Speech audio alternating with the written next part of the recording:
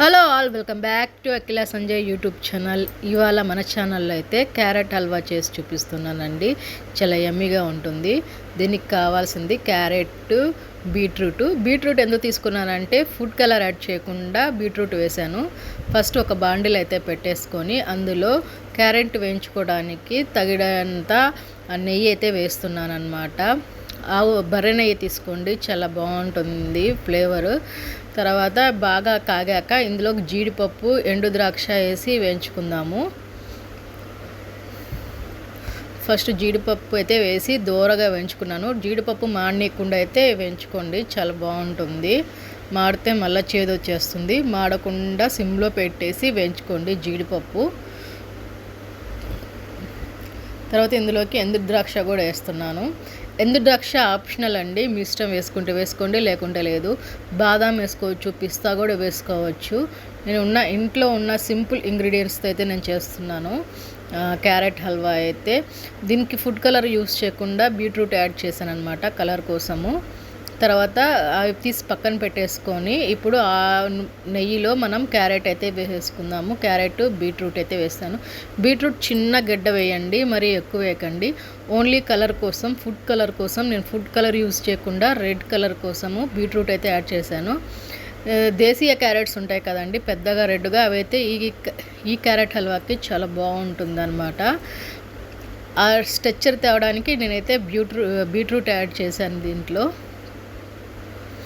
తర్వాత ఇది బాగా పచ్చి వాసన పోయేంత వరకు అయితే మనం క్యారెట్ని మగ్గించుకోవాలన్నమాట నెయ్యిలో. చూడండి బాగా దగ్గరికి అయిపోయింది కదా, బాగా ఉడికిపోయింది. బాగా వేయించుకోవాలండి, పచ్చి వాసన రాకూడదు అనమాట. క్యారెట్, బీట్రూట్ పచ్చి వాసన రాకుండా వేయించుకోవాలి. చూడండి మెత్తగా అయితే అయిపోయింది ఇది.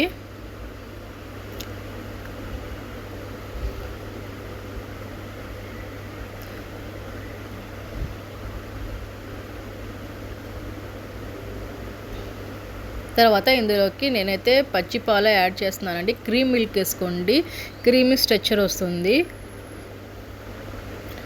ఈ పాలన్నీ ఎగిరిపోయేంత వరకు అయితే బాగా ఉడకనివ్వాలి. పాలల్లో అయితే క్యారెట్ని, బీట్రూట్ని బాగా ఉడకనివ్వాలి.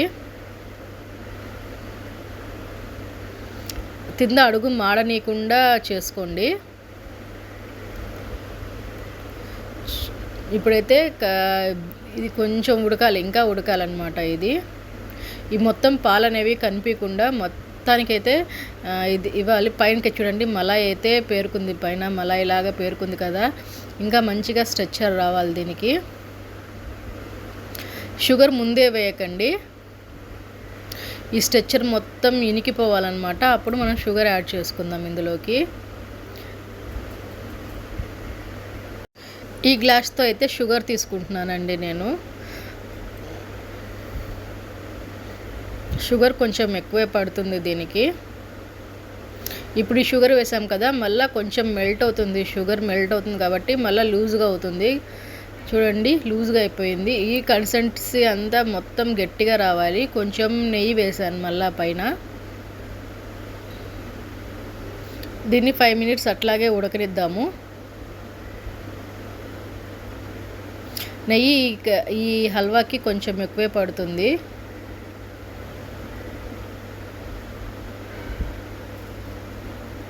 చూడండి ఈ విధంగా అయితే రావాలన్నమాట. నెయ్యి అంతా వదులుతుంది చూడండి సైడ్కి. ఈ విధంగా నెయ్యి పక్కకు వదిలితే హల్వా పర్ఫెక్ట్గా కుదిరినట్లు అనమాట. ఈ హల్వాలో చాలా రకాలు ఉన్నాయండి, ఇది ఒక రకం అనమాట. ఈజీగా చేసుకునేది, సింపుల్ ఇంగ్రీడియంట్స్. తర్వాత మనం యాలకల పొడి అయితే వేసుకుంటున్నాను. చూడండి స్ట్రక్చర్ అయితే ఈ విధంగా అయితే రావాలన్నమాట క్యారెట్ హల్వాకి. ఎంతో సింపుల్గా చేసుకోవచ్చు అండి ఈ హల్వా అనేది. పిల్లలకి ఈవినింగ్ స్నాక్స్ లాగా పెట్టచ్చు, ఒక డెజర్ట్ లాగా. మన ఇంటికి ఎవరైనా చుట్టాలు వస్తే డెజర్ట్ లాగా ఇది సర్వ్ చేసుకోవచ్చు అనమాట. లంచ్కి పిలుస్తాం కదా ఎవరైనా చుట్టాలని, అలాగా రిలేటివ్స్ని, ఫ్రెండ్స్ని. ఒక డెజర్ట్ లాగా ఇది సర్వ్ చేసుకోవచ్చు మనం. ఇప్పుడు మనం అయితే దీంట్లోకి జీడిపప్పు, ఎండు ద్రాక్ష అయితే వేసేస్తున్నాను. దీంట్లో బాదం పిస్తా కూడా వేసుకుంటే చాలా బాగుంటుంది. నేను సింపుల్ ఇంగ్రీడియంట్సే వాడాను ఇందులోకి. చాలా సింపుల్గా ఈజీగా చేసుకోవచ్చు. చూడండి పర్ఫెక్ట్గా అయితే క్యారెట్ హల్వా అయిపోయిందనమాట. హిందీలో దీన్ని గాజర్ కా హల్వా అని కూడా అంటారు. నార్త్ సైడ్ చాలా ఫేమస్ ఈ హల్వా. ఈ వీడియో కనుక మీకు నచ్చినట్లుంటే లైక్ చేయండి, షేర్ చేయండి, సబ్స్క్రైబ్ చేయండి, మీ ఫ్రెండ్స్కి కూడా ఫార్వర్డ్ చేయండి. ప్లీజ్ అండి, సబ్స్క్రైబ్ చేసుకోకుండా నా ఛానల్ అయితే చూస్తున్నారు. ప్లీజ్ సబ్స్క్రైబ్ చేసుకొని అయితే నా ఛానల్ని చూడండి. ఒక లైక్ ఇవ్వండి, నచ్చితే ఒక లైక్ ఇవ్వండి. మీకు నచ్చితే